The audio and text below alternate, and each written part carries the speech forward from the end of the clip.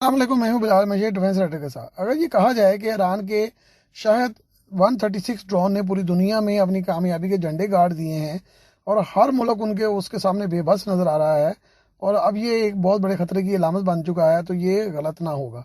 मज़ेदार हकीकत यह है कि रूस और अमेरिका जैसी सुपर पावर्स भी इस ड्रोन की मददार निकली हैं। रूस ने इन ड्रोन्स को ईरान से लाइसेंस के तहत बनाना शुरू किया है और बहुत बड़ी फैक्ट्री ईरान ने उसको लगा कर दी है। अमेरिका ने हाल ही में इसकी रिवर्स टेक्नोलॉजी के तहत इस ड्रोन को मुल्की तौर पर बनाना शुरू किया है और वसी पैमाने पर बनाया जा रहा है। महज 30 से 40 हज़ार डॉलर की कीमत का ये ड्रोन यूक्रेन की जंग में बहुत ज़्यादा कारआमद साबित हुआ। फिर ईरान इसराइल का तनाज़ा जो जून 2025 में हुआ, उसमें भी ये जो हथियार है वो बड़ा ही कामयाब रहा और इसको एक तरफा हमले के लिए बनाया गया है, यानी ये खुद कुछ ड्रोन है। इस ड्रोन का वजन तकरीबन 200 किलोग्राम होता है और इसकी लंबाई सिर्फ 3.5 मीटर है और इसके परों का फैलाव 2.5 मीटर होता है। डेल्टा विंग्स के साथ इस ड्रोन में 50 किलोग्राम तक का धमाका खेज मवाद जो है वो ले जाया जा सकता है।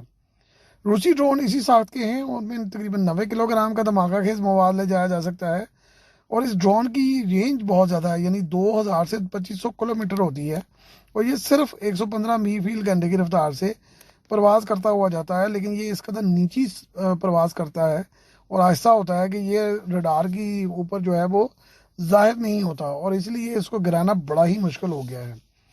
इन ड्रोन्स को ज़्यादा तादाद में इकट्ठा भेजा जाता है, जिसकी वजह से सभी जो है पेलोड में होते हैं, सभी में जो है धमाका खेज मवाद होता है। ज़मीन से चंद मीटर की बुलंदी पर ये प्रवास कर रहे होते हैं। रडार पर अव्वल तो नज़र नहीं आते, अगर नज़र आ जाएं तो इनको ट्रैक करना बड़ा मुश्किल होता है। ये अपने जीपीएस सिस्टम और ट्रैकिंग सिस्टम के तहत अपने टारगेट पर जाकर जो है वो गिर जाते हैं। इस ड्रोन की कामयाबी ने पूरी दुनिया को हिला कर रख दिया है। इसका सबसे पहले इस्तेमाल यमन में किया गया था, लेकिन रूस के यूक्रेन पे हमलों के बाद इस ड्रोन की शोहरत हर तरफ फैल गई और रूस तकरीबन हर हफ्ते कम से कम 100 ड्रोन जो है वो 1000 ड्रोन जो है वो यूक्रेन पर फेंकता है। इसके बाद ईरान और इसराइल की जो तनाज़ा था वो जून में हुआ और उस ईरान ने वसी पैमाने पर इनको ड्रोन्स को ईरान पर जो है वो आजमाया।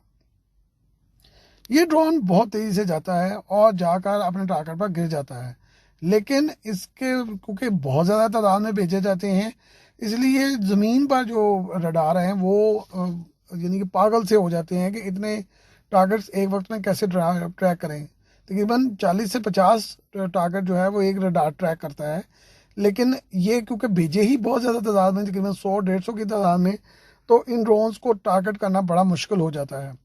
इस ड्रोन की नकल अमेरिका ने भी तैयार कर ली है और ख्याल किया जाता है कि बहुत सारे टारगेट जिन पर ईरान ने हमला नहीं किया और ईरान तस्दीक कर रहा है कि उसने उन जगहों पर हमला नहीं किया, तो सारे के सारे जो टारगेट्स हैं वो इसराइल ने जो है वो टारगेट किए हैं। अमेरिका ने यूक्रेन से हासिल किए गए ड्रोन्स इस्तेमाल किए हैं और उनको अपनी तरफ से जदीद बनाकर इस्तेमाल करना शुरू किया है।